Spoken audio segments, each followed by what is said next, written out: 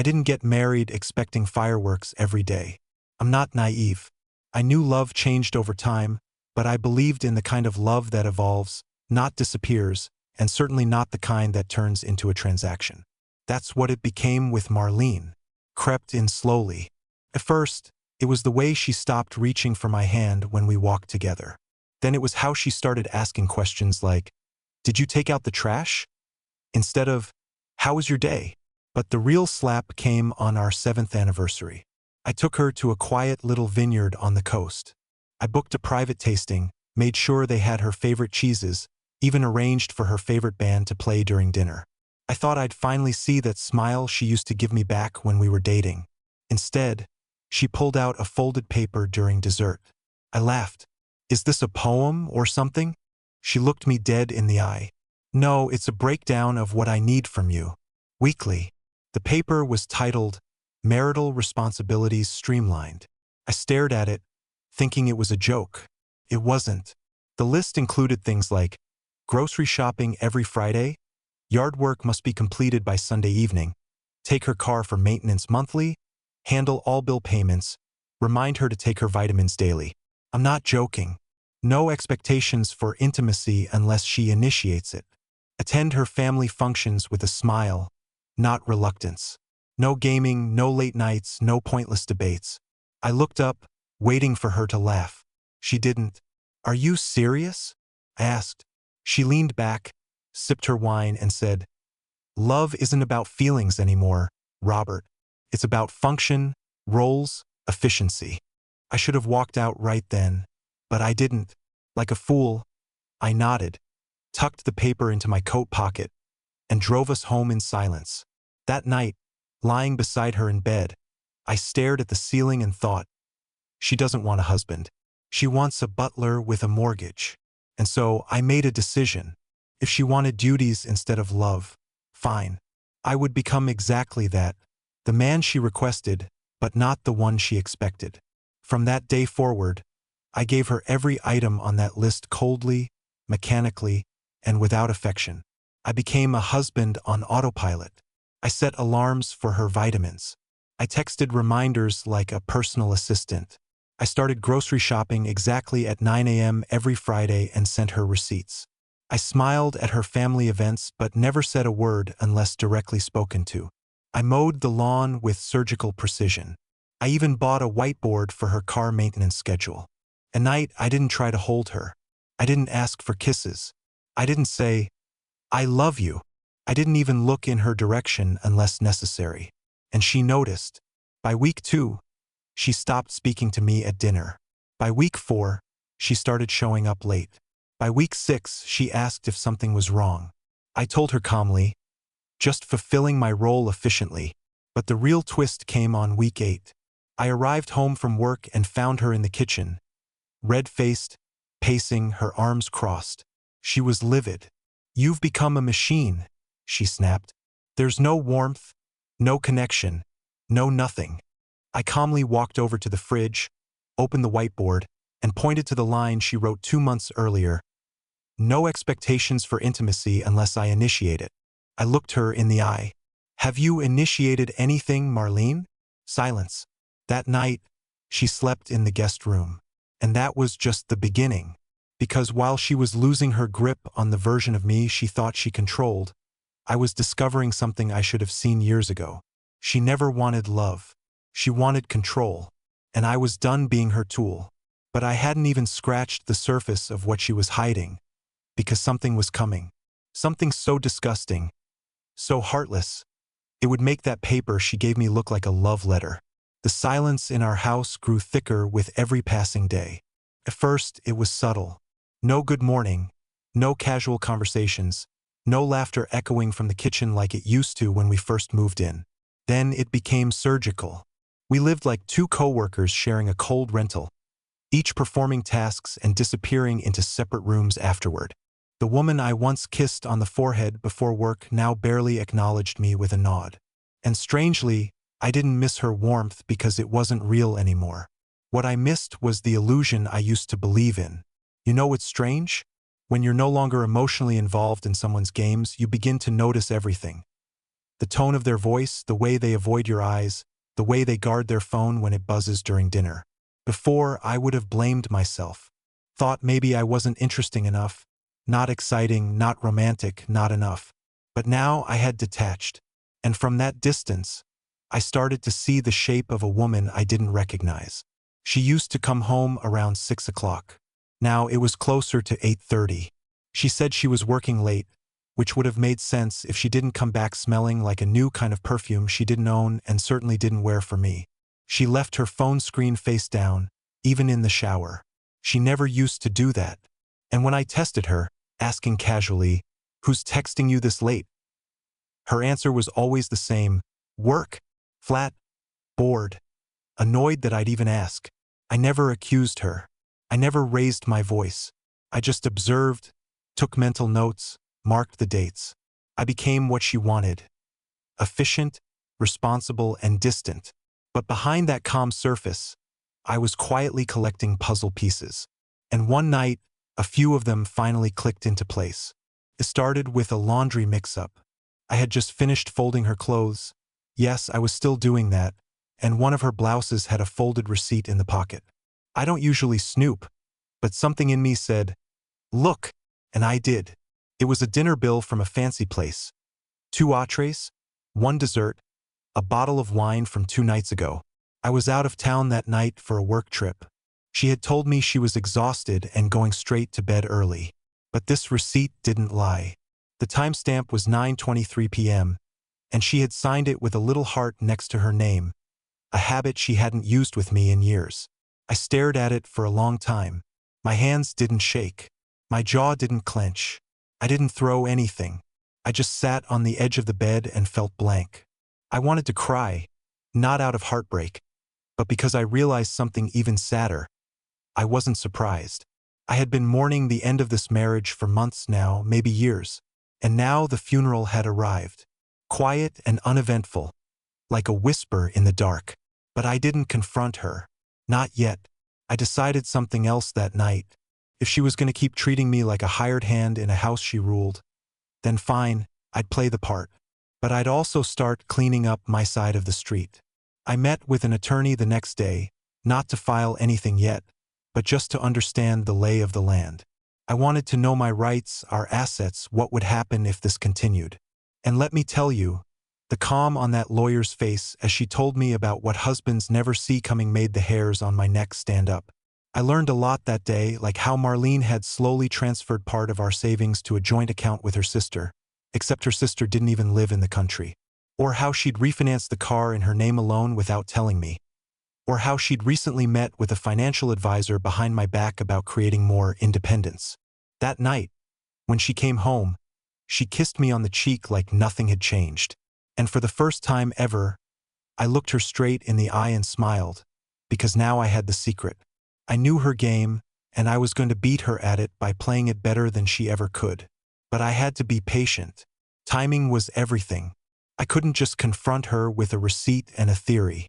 No, if she was going to turn me into a robot, then I would become the most emotionally intelligent machine she had ever known. And when the time was right, she'd get exactly what she earned. Not rage, not a dramatic confrontation, but a result so cold, so precise, and so unexpected that she'd regret ever thinking love was something she could manage on a checklist. There's something haunting about watching someone you once loved walk around the house as if everything is fine while you sit there knowing it's all an illusion. Like watching a movie where you already know the twist ending. You see the signs. You notice the unnatural pauses, the hollow smiles, the forced laughter. But the other person, they keep performing, completely unaware that the final act has already begun. That was Marlene. She had no idea I'd seen the receipt. No idea I'd met with a lawyer. No clue I'd begun backing up every document, email, and bank statement to a private cloud. She was still playing her part. Gracious wife, busy professional, queen of structure, while I slowly removed myself from the narrative she thought she controlled. But here's the thing that surprised me most. It wasn't revenge I was after. It was clarity. For years, I had questioned myself, blamed myself, twisted my own needs into knots trying to meet her expectations. I thought maybe I just wasn't doing enough. Maybe I didn't communicate well. Maybe I didn't express love in a way she understood. So I overcompensated. I picked up more chores, tried new romantic ideas, even took relationship courses online without telling her. And do you know what I got in return? More lists, more expectations, less warmth. She had turned our marriage into a schedule. And once I no longer provided the emotional novelty she craved, she quietly outsourced it. But she never stopped expecting my performance. The cooking, the bills, the house maintenance, the emotional labor, like I was a service she subscribed to. What she didn't know was that I had finally canceled that subscription, at least emotionally. And in that space, I started to see her clearly for the first time in years. Not as my wife, not as the woman I fell in love with, but as someone I didn't know, a stranger who wore my last name like a title but had long stopped being a partner. And when you see someone like that, truly see them, something in you goes still. I started writing everything down. Not to use against her, at least not yet, but because I needed to understand the full picture. I kept a digital journal. Dates she came home late, changes in her mood, new names she mentioned in passing, patterns in her behavior. It was like reverse engineering a broken machine. I wanted to know when exactly the love stopped, or if it ever truly existed at all. One night, she walked in while I was making tea and casually mentioned she was going to her book club the following evening. My heart didn't flinch. My hands didn't shake. I simply said, "Which book this time?" She blinked. "Oh, some memoir." I forgot the name. I nodded slowly, then turned back to the kettle. That night, I followed her out of the house using the location sharing app we both installed years ago for safety. She never turned it off, probably forgot it even existed. I watched her little blue dot move away from our neighborhood, not toward the library or the cafe where her club used to meet, but toward a hotel on the outskirts of town. I sat in my car across the street, watching from a distance, hands resting on the wheel, engine off.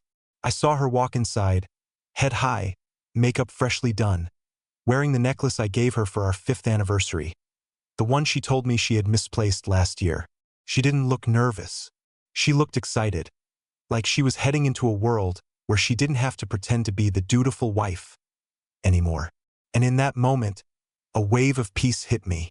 Not anger, not jealousy, not even sadness. Just peace. Because now I didn't need to guess anymore. The invisible curtain had finally dropped. The act was over. There she was, living her truth, and I was no longer a part of it. I didn't follow her in. I didn't take pictures. I didn't make a scene. I simply took a breath, turned the key in the ignition, and drove home. When I got back, I opened her marital responsibilities list from months ago and read it again, line by line, word by word. Felt like reading a stranger's demands. I folded it neatly, slid it back into the drawer, and whispered to the empty room, "You're free now, and so am I." But I wasn't done. Because while she was indulging her new reality, I was about to reshape mine completely, quietly, strategically. Without yelling, without revenge, I was going to let her build her illusion as high as she wanted, then simply step away and let it collapse on its own. And what she didn't know yet was this. I had already started packing. The most terrifying moment in a broken marriage isn't when you catch them lying. It's not when you see their phone light up with a stranger's name. It's not even when you see them walking into a hotel room meant for two. No, the truly paralyzing moment is when you realize you no longer care enough to confront them. That's where I was now. And in a way, that scared me more than betrayal ever could, because it meant that something inside me had officially died. Not in anger, not in heartbreak, but in cold acceptance. That quiet place between devastation and detachment where everything just shuts off. I stopped waiting for her to explain herself. I stopped hoping she'd return to the woman I once married. And more than anything, I stopped believing there was any us left to salvage. But I didn't stop acting. I couldn't because I wasn't done preparing. The next 2 weeks were all about timing. I moved with precision. During the day, I was the husband she expected. I did the laundry, kept the yard trimmed, restocked the fridge. She even commented once, in a flat tone, that things had finally stabilized. I almost laughed. Stabilized? No, Marlene. Things had just entered the eye of the storm. While she was smiling at her phone and sneaking out under the pretense of Pilates, I was scanning documents, transferring my personal savings into a private account, taking pictures of everything in the house. Items we purchased together, gifts I bought her, furniture, electronics, heirlooms from my side of the family, anything that might end up being contested. I kept every file stored in a locked digital vault under a new email address she didn't know existed. I changed my passwords. I contacted my employer privately and arranged for direct deposit to be split between two accounts, hers and mine, just enough into hers to not raise suspicion. I checked our property records, our mortgage details, the lease on her car. I traced every financial footprint we had laid over the past decade. Why? Because I had seen enough men lose everything, not in court but long before court, when they were too blind or too slow to prepare. I wasn't going to be one of them. Emotionally, I was still numb. But beneath that numbness, a new part of me was growing, sharper, more focused. I didn't want revenge. I wanted freedom, but not just freedom from her. Freedom from ever being this blind again. Every time she came home late, I smiled and said, "Dinner's in the fridge." Every time she picked a fight over nothing, I simply said, "You're right." Every time she ignored me at social events, I blended into the background like wallpaper. She thought she was winning, that her little affair was invisible. But I saw it all. And more importantly, I had already emotionally left. One evening, as I was folding laundry in the quiet of our bedroom, I came across one of her scarves, the one I bought for her on our first trip to Seattle. She used to wrap it around her shoulders every time we flew somewhere together, said it made her feel safe.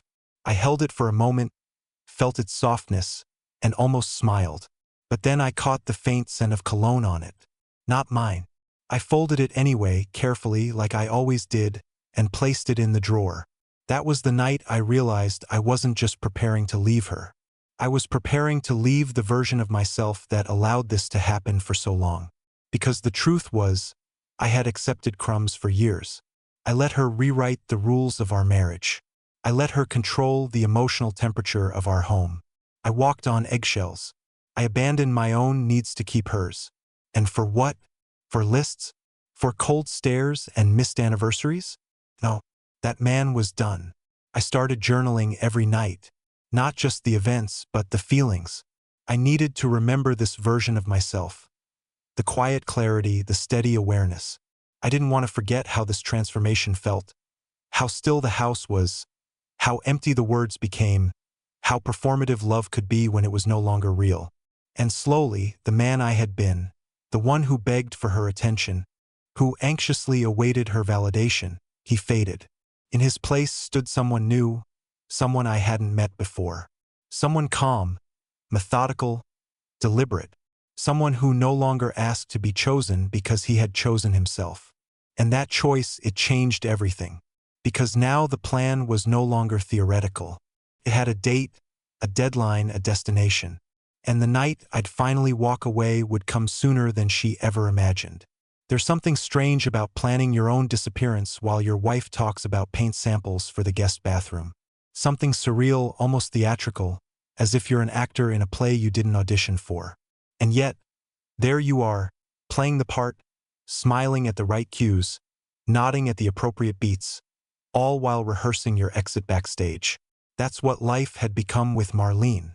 She still believed the illusion, believed she had me right where she wanted. Obedient, checked out, routine-driven. And to her credit, I played the part well. I gave her no reason to suspect anything. No outbursts, no accusations, no late-night interrogations or pleading questions. Just silence wrapped in domestic politeness. But something was shifting in her, too. You can't fake balance forever. Eventually, the cracks show. She started asking strange questions, subtle at first. "You're quiet lately. Is everything okay at work? Or you don't seem as involved." I'd simply smile and say, "Everything's fine." But each time I deflected, I saw something flicker in her expression, a flicker of unease. She was used to controlling me through chaos, through criticism, withdrawal, disapproval. But now that I wasn't reacting, wasn't chasing, wasn't emotionally tethered to her anymore, she started to feel it, notice it, fear it. Because nothing terrifies a manipulative person more than losing their grip on someone they once controlled effortlessly. One morning, she sat across from me at the table, sipping her coffee slower than usual. Her eyes scanned my face longer than they had in months. No makeup, just a raw, unguarded stare. "Do you still love me?" she asked. The question hit like a quiet explosion. I didn't expect it, not from her, not with that tone. It wasn't sarcastic or passive-aggressive. It was human, vulnerable almost. I paused, took a sip of my coffee, and gave her the only honest answer I could. "I'm still trying to figure that out." She didn't press me. She didn't cry. She just looked down, stirred her mug, and said nothing. But in that moment, something shifted, not in her favor, but in mine. Because that question didn't come from strength. It came from fear. From the realization that maybe, just maybe, I had finally stopped orbiting around her approval. And deep down, I think she knew. She could feel the distance. Not the kind born from anger, but from truth. The kind that doesn't slam doors, doesn't yell, just quietly packs and leaves. The truth is, I had already begun leaving emotionally, spiritually, mentally. I started spending more time outside, took longer walks, ate dinner later, stayed up reading. I stopped asking her how her day was, stopped pretending I was invested in her stories about her job or her friends or whatever fictional place she claimed she had been the night before.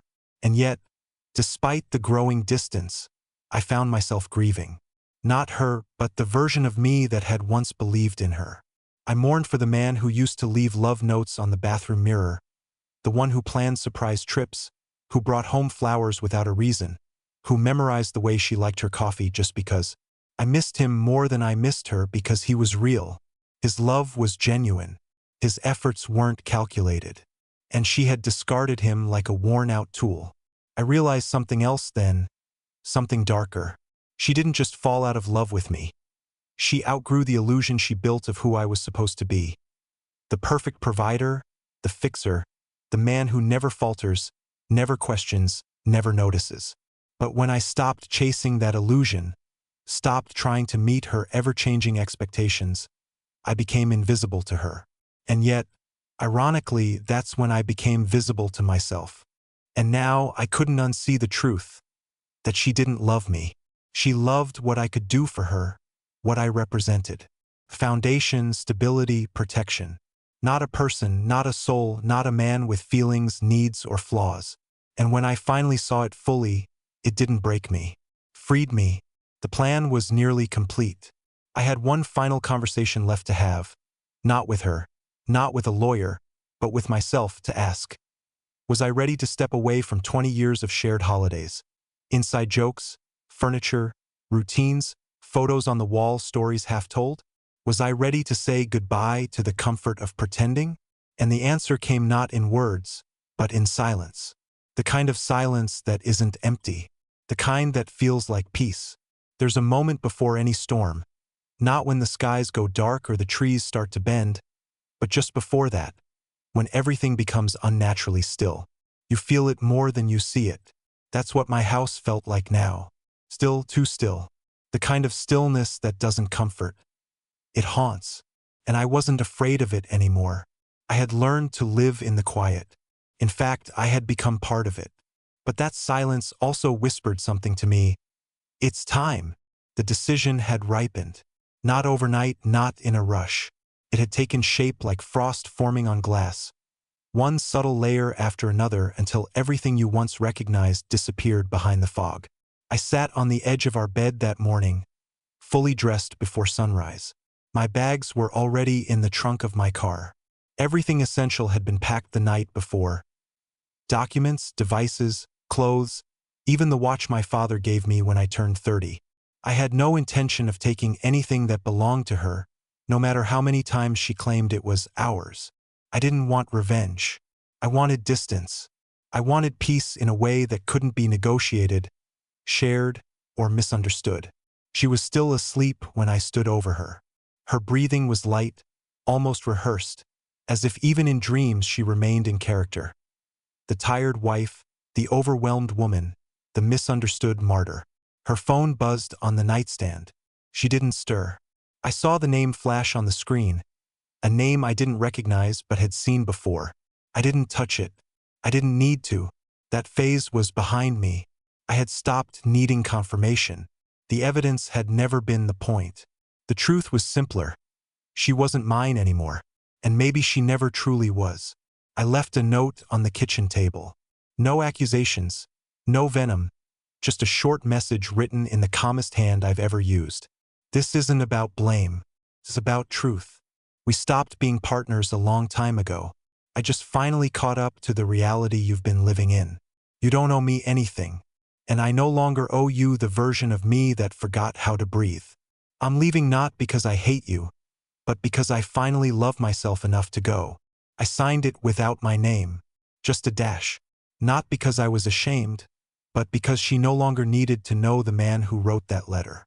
He was already gone. As I walked through the front door for the last time, I didn't look back. That surprised me. I thought I'd take one final glance at the living room where we had danced once, drunk on wine and the illusion of forever, or the kitchen where we used to cook Sunday breakfasts, back when she still laughed like she meant it. But I didn't need those echoes. They belonged to a past that no longer served me. I closed the door behind me like sealing a box you never planned to open again. Driving away, the street lights flickered in the early dawn, and I felt this strange pull in my chest. Not pain, not sadness, but release. The kind of feeling you get when you finally remove a coat that's 2 sizes too small. You stretch, inhale, and realize you've been holding your breath for years. I didn't go to a friend's house. I didn't call anyone. I checked into a quiet, anonymous place on the edge of town, just for a few days. I needed to be alone, not because I was broken, but because I was finally, completely whole. For the first time in a long time, I sat in silence. Not the haunted kind, but the healing kind. No one calling my name, no passive-aggressive sighs from another room, no demands, no emotional tightrope to walk. Just me. A bed, a window, and the sound of the wind brushing against it like a whisper of everything I'd left behind. That night, I slept deeply, without dreams, without tension, without listening for footsteps down the hall or wondering if I'd done something wrong. I wasn't running from the past. I was simply walking into my future one step at a time. But what I didn't know, what I couldn't possibly anticipate, was that my absence would shatter the illusion she had built more than any confrontation ever could. Because when someone builds their life around having power over you, your silence becomes louder than any scream. And in the days that followed, as she read my note, as she called my phone that no longer answered, as she realized the routine she orchestrated had unraveled in her hands, she finally saw me. Too late. I didn't answer her first call or the second or the 10th. They started coming in that evening, hours after I had left the note. At first, they were spaced out, a simple missed call notification every few hours. But by the next morning, they started multiplying. I turned off the ringer, left the phone face down. I didn't block her. I didn't need to. The silence was speaking for me now, and it was saying everything I never could. I imagined her reaction when she first saw the empty closet, the missing suitcase, the carefully folded goodbye note. I pictured her scanning every word, waiting for some dramatic accusation, some desperate plea to stay, a final flare of emotional chaos she could sweat down and use against me. But she found none of that, just honesty and an absence she couldn't manipulate. That, more than anything, is what undid her, because control only works when the other person plays the game, and I had walked away from the board. I spent the next few days in silence, waking up without alarm clocks, drinking my coffee without anyone watching the clock or rushing me to take out the trash. There was no schedule, no performance, just me and my thoughts. I reread old journal entries, revisited photos of a younger me, one with tired eyes and a desperate smile. I didn't recognize that man anymore. Pitied him. He had no idea how deeply he'd lost himself, just trying to be loved by someone who only ever loved his usefulness. Around day 4, the tone of her messages started changing. No more missed calls. Now they came as texts. Can we talk, please? I think we need to discuss what's going on. I didn't mean for it to get this far. You didn't even give me a chance to explain. That one made me laugh. A chance to explain? She'd had years. Years to explain the disappearing affection, the cold glances, the emotional withdrawal, the mystery perfume, the lies about book club. But now that the tool had put itself back in the box and walked off the shelf, now she wanted to talk. I didn't reply. I didn't need to.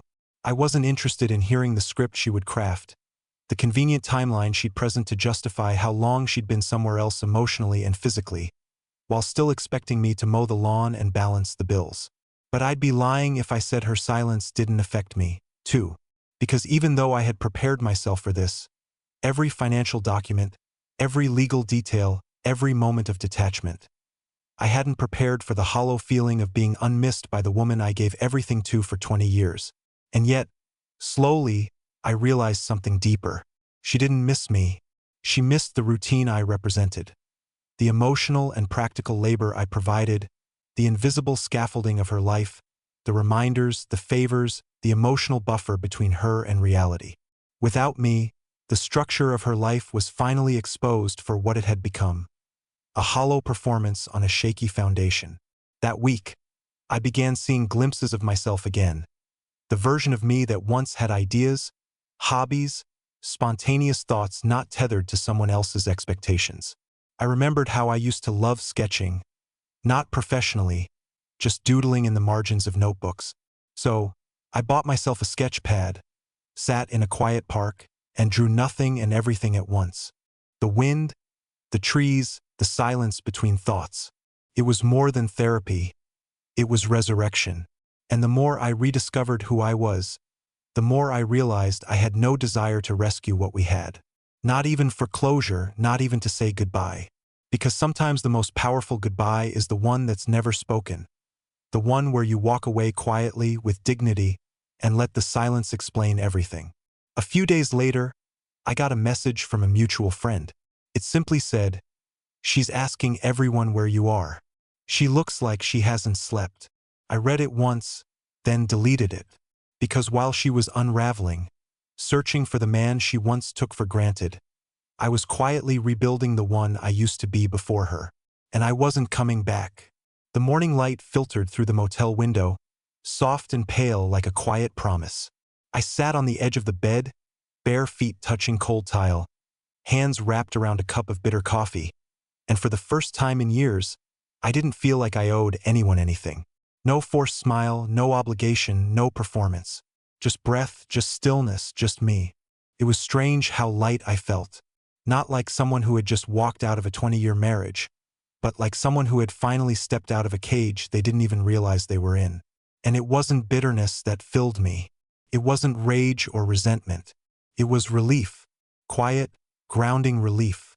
Over the past few days, I had heard from a few more people. One of Marlene's sisters messaged me asking what happened. A coworker of hers tried to call me on her behalf. She even sent a voice message. I didn't open it. I didn't need to. There was nothing left to explain. And nothing she wanted to say could change the fact that I had already let go. Not just of her, but of who I had become while trying to keep her happy. I had let go of the version of me who believed that love meant overextending, overcompensating, overgiving. Love isn't something you should have to beg for, and peace should never feel like a luxury. That week, I booked a cabin 3 hours north, near the lake where my dad used to take me fishing as a kid. I hadn't been back since he passed. The drive was long, but it felt like shedding skin. Every mile between me and my old life felt like one less chain around my chest. When I arrived, the air hit me like memory. Crisp, pine-scented, untouched by noise. I lit a fire, cooked a simple meal, sat on the porch with a blanket and a glass of wine. No distractions, no texts buzzing, no waiting for someone to come home late and lie. Just me and the night sky. And I cried. Not because I missed her. Not because I regretted anything. I cried for the man I used to be, the one who gave his best to someone who didn't even know how to receive it. The one who tried so hard to fix what wasn't broken in him, but broken in her.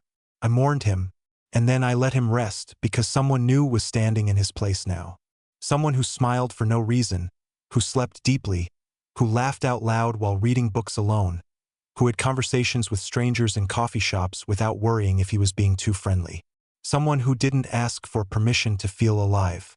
A week later, I rented a small apartment in a nearby town.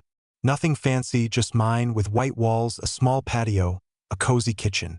I bought new towels, a second-hand couch, and for the first time ever, a guitar. Something I'd always wanted to learn but never felt allowed to.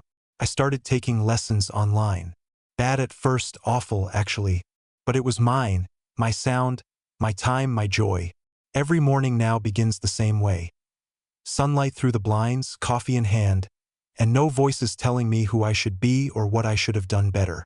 The noise is gone, and in its place, peace. One afternoon, I saw Marlene's name flash on my screen again. I stared at it for a long moment. Then I put the phone down and looked out the window. A few kids were riding bikes along the sidewalk. An older couple walked by, holding hands. The world kept spinning. Life kept happening. And for the first time in decades, I was ready to step back into it, not as someone's project or provider, but as me, fully, honestly, and without apology. No, I didn't get closure. I got something better. I got myself back. And sometimes that's the only happy ending you need.